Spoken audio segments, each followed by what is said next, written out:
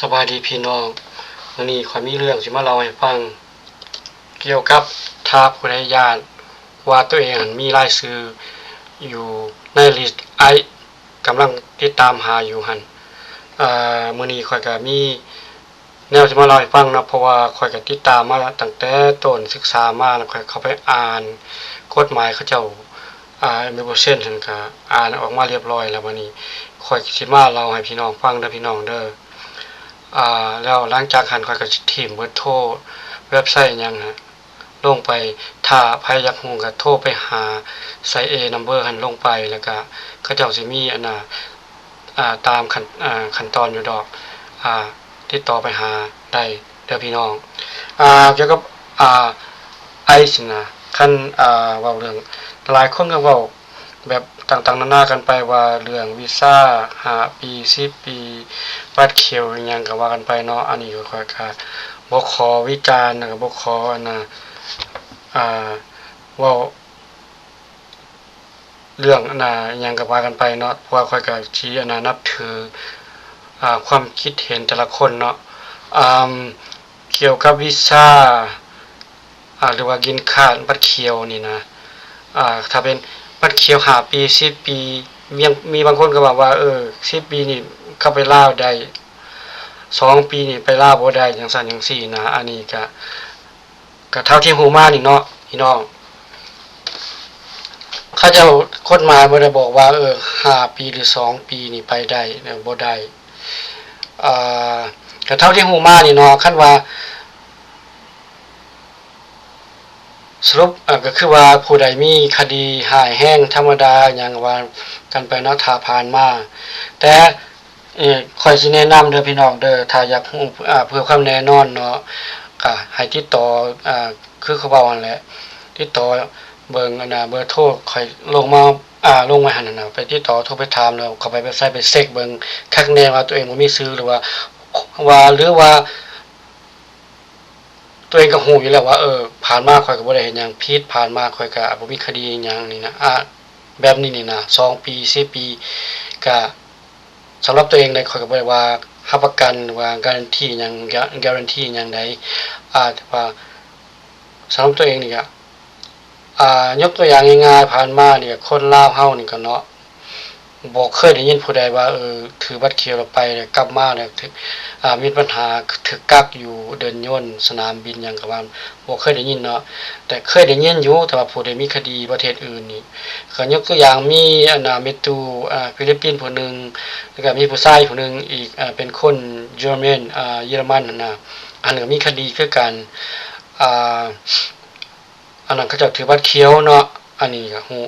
อันนี้ข้อยก็สิมาบอกว่าสรุปง่ายๆคือว่าถ้าผู้ใดมีบัตรเขียว5ปี10ปีบ่เคยมีคดีมาก่อนแล้วก็อยู่แบบอยู่ดีกินดีบ่มีอันนี้ส่วนตัวได้ไปได้เพราะว่าย้อนหยังก็ที่ว่าผ่านมาก็บ่เคยได้ยินจักคนว่าคนลาวไปมาแล้วก็ถูกคดีถูกอันน่ะจับถูกขังอีหยังบ่ถูกส่งกลับบ่เคยได้ยินเทื่อเนาะคนลาวเฮาเนาะแต่ว่าถ้าวีซ่านักเรียนนี่ฟังดีเด้อพี่น้องเด้อวีซ่านักเรียนเขาเจ้ามีกฎหมายให้อนุญาตส่งกลับเด้อถ้าผู้ใดมาในนามนักเรียนวีซ่านักเรียนนี่อย่าสิไปเทื่อใดเวลานี่นะไปลาวไปไสก็ได้ออกนอกประเทศมีกาอย่าสิไปจักเทื่ออย่าสิไปเด้อถ้าก่อนประตูท่วมหมดเวลาก่อนยังค่อยไปคันไปแล้วเจ้าสิบ่มีโอกาสกลับมากลับเข้ามาอเมริกาอีกเด้อข้อยสิแนะนำให้ว่าข้อยกล้ารับประกันเรื่องนี้นะเพราะว่าวีซ่าสตูเดนต์นี่เขาเจ้ามีตั้งแต่ต้นแล้วมีกฎหมายอยู่ในกฎหมายอยู่ใน immigration นั่นUSCIS ก็บอกไว้แล้วว่าเขาเจ้ามีกฎหมายส่งกลับเนาะถ้านักเรียนวีซ่านักเรียนนี่จะสู่ไปเนาะแล้ววันนี้มาเว้าถึงเรื่อง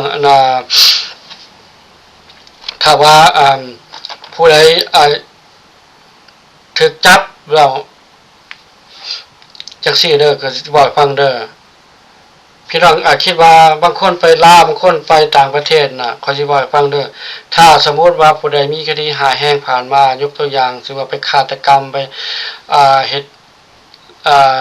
ฆ่ายาเสพติดบ่อิหยัง คดีหาแห้งว่าซั่นซะคดีข่มขืนนี่หยังว่ากันไปเนาะคดีหาแห้งหยังนะแล้วก็ถูกเข้าคุกมาหลายปีแล้วผ่านมาจังคั่นจังซี่นะ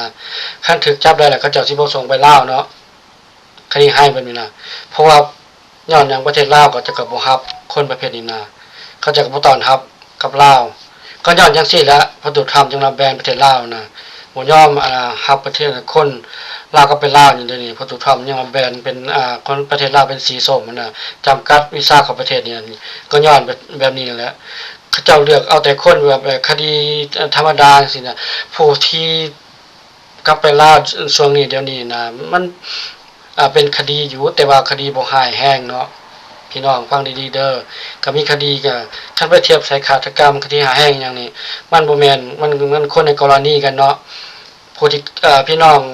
ผู้ที่ก้าวลาวเดี๋ยวนี้เนี่ยกับลาวก็ไปลาวเดี๋ยวนี้นะคดีบ่หายแห้งเนาะแล้วคนลาวก็ประเทศลาวก็จะก็ยอมรับเอาคืนเนาะถ้าบ่ได้หายแห้งเขาเจ้าสิบ่ยอมรับแล้วบัดนี้ไอจับได้เขาเจ้าก็สิส่งไปต่างประเทศสิเป็นประเทศซูดานบ่ลิเบียบ่ลาตินอเมริกาบ่เขาก็บ่ฮู้บ่จักสิเว้าคือกันเนาะแต่ว่าฮู้แต่ว่าคดีหายแห้งนี่เขาเจ้าสิบ่ส่งไปลาวจับได้เนาะแล้วบัดนี้มาเว้าอีกเรื่องนึงถ้าสมมุติว่าผู้ใดมีคดีหายแห้งผ่านมาคือค่อยเว้านี่แหละหายแห้งก็ผ่านมาปัจจุบันนี่มีอยู่probation อยู่บ่เขาเจ้ามีนัดไปหายินคาดไปว่าเกี่ยวเรื่องหยังก็ว่านะถ้าเขาเจ้ามีนัดไปหานี่คันเจ้าไปหาเขาเจ้าไปหาเขาเจ้าก็มีสิทธิ์ที่น่ะกักตัวจับตัวเจ้าสวยโอกาสจับตัวเจ้าเวลาหั่นแหละแล้วก็ส่งไปต่างประเทศเลยคดีหายแห้งนะถ้าบ่ไปสมมุติว่าถ้าบ่ไปเนาะข่อยก็บ่จักบ่จักสินะเว้าสิแนะนำคือกันเนาะถ้าบ่ไปเขาเจ้าก็สิติดตามตามหาบ่นะ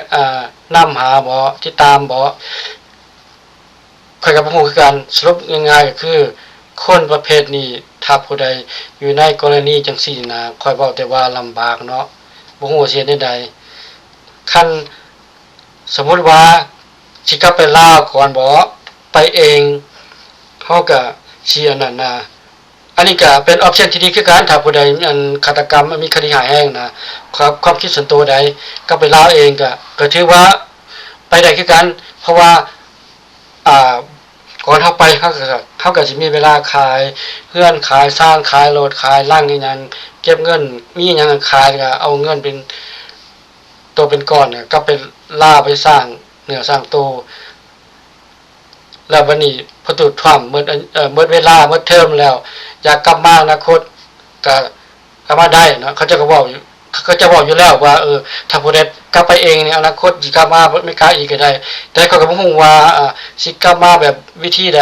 สัมภาษณ์ใหม่เริ่มต้นใหม่บ่หรือว่าเริ่มต้นตั้งแต่หรือว่าบ่ต้องเริ่มต้นใหม่ก็ได้อันนี้เรื่องนี้ข่อยบ่มีข้อมูลเทื่ออนาคตข่อยเว้าข่อยสิไปซอกเบิ่งล่ะคันฮู้แล้วก็ข่อยสิมาเว้าสู่ฟังเด้อแล้วมันพี่น้องถ้าผู้ใดอยากรู้เรื่องอีหยังก็ลงคอมเมนต์อยู่รวมนี้แล้วอนาคตก็สิมาบอกให้ฟังเนาะแล้วมาบอกอีกเรื่องนึงวีซ่าอันบ่แม่นวีซ่าcitizenship เนาะหลายคนก็บอกว่าระวังได้คันจะไปเฮ็ดผิดแล้วนั่นนี่มากเขา citizenship ก็คือส่งกลับไปลาวได้คือกันได้อันนี้แท้จริงข้อยไปอ่านกฎหมายมาแล้วข้อยไปเข้าไปอ่านเว็บไซต์มาแล้วกฎหมายหยังไปอ่านมาแล้วอันนี้เรื่องเป็นจังซี่เด้อพี่น้องเด้อถ้ามันมีอยู่2กรณีเนาะถ้าเป็นซิติเซนแล้วเขาจะสิเพิกถอนซิติเซนเจ้าใดเนาะมี2กรณี1เจ้าเป็นสมมุติว่าจะเป็นมุสลิมตะวันออกกลางเป็นไปก่อการหายบ่หรือว่าคดีหายแห้งที่สุดไปก่อการหายเป็นมุสลิมอีหยังนะแต่มันก็เปอร์เซ็นต์น้อยสุดเด้อพี่น้องเด้อน้อยสุดเขาเจ้าสิเฮ็ดนั่นนะข้อยบ่ฮู้แต่ว่าเปอร์เซ็นต์น้อยสุดมีก็น้อยคนสุดผ่านมาเนี่ยแทบจะบ่ค่อยได้ยินเลย2มาอันนี้ fraud เด้อพี่น้องฟังดีๆเด้อถึงสายแม่หญิงผู้สาวลาวไผก็แล้วแต่คิดสิมาอเมริกาคิดดีๆเบิ่งก่อนมาแล้วถือโอกาสมาแล้วบ่มักแล้วไปหาคนอื่นนี่คิด คิดผิดหรือคิดใหม่เด้อพี่น้องเด้อผู้สาวลาวไผก็แล้วแต่ก่อนมาแล้วผู้นึงแล้วมันมาฮอดแล้วไปจดทะเบียนอีกผู้นึงไปสมัครยินคาดผู้นึงไปสมัครซิติเซนผู้นึงสินะเขาเจ้าว่าฟรอดนี่นะเขาเจ้ามีสิทธิ์เพิกถอนซิติเซนเจ้าได้อันนี้ประตูทำก็เว้าตลอดอยู่แล้วเรื่องนี้นะพวก immigration เขาจะเว้าตลอดอยู่แล้ว fraud นี่นะสรุปง่ายๆคือเจ้าได้มาบ่ถูกต้องตามกฎหมาย marry fraud marry แบบว่าตัวต้มบ่แม่นแต่งงานแท้ๆหรือว่าหยังก็ว่าไปหรือว่ามาแต่ลาวตัวมาไม่กล้าซื่อๆมาผู้นึงแล้วบัดนี้มาฮอดน่ะอนาคตแล้วบัดนี้ไปจดทะเบียนผู้นั้นผู้นี้อีกผู้นึงคิดดีๆบางคนเด้อผู้นี้แบบนี้นะผู้สาวลาวปากถึงผู้สาวลาวเด้ออันนี้นี่กรณีนี่จังซี่มันมี2วิธีที่เขาเจ้าสิเพิกถอนนั่นน่ะซิติเซนเจ้าได้นอกจากหันแล้วสมมุติว่าเจ้ามาแนะนำหยังก็แล้วแต่ไปสัมภาษณ์มาผ่านมาไปสัมภาษณ์ผ่านแล้วก็แนะนำเพิ่นบอกอันนี้ค่อยกล้ารับประกันว่าบ่มีปัญหาหยังเด้อพี่น้องบ่มีปัญหาหยังไว้ใจวางใจโลดจะสิไปเที่ยวใส่ทั่วโลกก็ได้หรือจะไปเฮ็ดผิดไปก่อคดีหยังก็ว่ากันไปวันนี้เขาเจ้าจับได้เขาเจ้าสิขังอยู่อเมริกาออกมาก็อยู่อเมริกาคือเก่าเด้อเขาจะบ่มีสิทธิ์ที่ว่าเนรเทศอีหยังบ่มีสิทธิ์เนาะซิติเซนเขาจะบ่มีกฎหมายรองรับไว้เนรเทศหรือว่าไปส่งที่ไปหาแบบนี้บ่มีเนาะบัดนี้สมมุติว่าแบบหยอกๆเนาะถ้าสิเปรียบเทียบเนาะ natural citizen กับnatural citizen น่ะnatural citizen มันจะมีสิทธิ์เท่าๆกันกับผู้ใดที่ว่าเกิดอยู่อเมริกาเนาะยกตัวอย่างคันสมมุติว่าผู้ใดผู้หนึ่งถูกrelated citizen นั่นน่ะเขาจะสิบอกหยอกๆว่าซั่นน่ะมีผู้ถูกทรัมป์กับ natural citizen คือกันอีลอนมัสก์ก็เป็น natural citizen คือกันคันค่อยถือกลับอนาคตจุนั้นเขาเจ้าก็มีสิทธิ์ถูกส่งกลับได้คือกันเนาะบอกสรุปง่ายๆก็คือว่าถ้าเป็น citizen ถูกต้องตามกฎหมายบ่ต้องย้านนะพี่น้องเนาะไปเที่ยวลาวได้สบายตามสบายค่อยกล้าเว้ากล้ารับประกันเนาะแล้วบัดนี้ถ้าผู้ใดอยากฮู้ว่าตัวเองมีรายชื่อคือบอกมาแต่ตอนต้นเนาะก็ไปโทรไปถามไปปรึกษาไปค้นเบิ่งว่าตัวเองมีรายชื่อบ่หรือว่าไปเข้าไปเว็บไซต์ไปใส่ A number เข้าไปแล้วไปค้นหาเบิ่งแล้วอีกวิธีนึงคันอยากฮู้ตัวเองมีคดีหรือบ่มีคดีเนาะอันนี้ค่อยฮู้ว่าวอชิงตันซีแอตเทิลนี่เขาเจ้าสิไปหาแบบศาลfamily นี่ยกตัวอย่างอยู่ซีแอตเทิลนี่เขาจะมีKing County Court ศาล King County เนาะบ่ฮู้ว่าแต่ละค่อยคิดว่าแต่ละรัฐแต่ละสเตทมันก็คือสิบ่อันนั้นแตกต่างกันหลายดอกก็คือสิมี King County Court คือกัน Family Court นะศาลครอบครัวนี่นะเข้าไปหาเขาเจ้าสิมีอันน่ะให้เจ้าไปเช็คเบิ่งว่าเจ้ามีคดีหรือบ่มีคดีอยู่ในหั่นน่ะเขาอยากฮู้ว่าตัวเองมีคดีบ่มีคดีนะนี่ก็อีกวิธีนึงเด้อที่อันนั้นเช็คว่าตัวเองมีคดีบ่มีคดีแล้วก็ทางที่ดีที่สุดนะ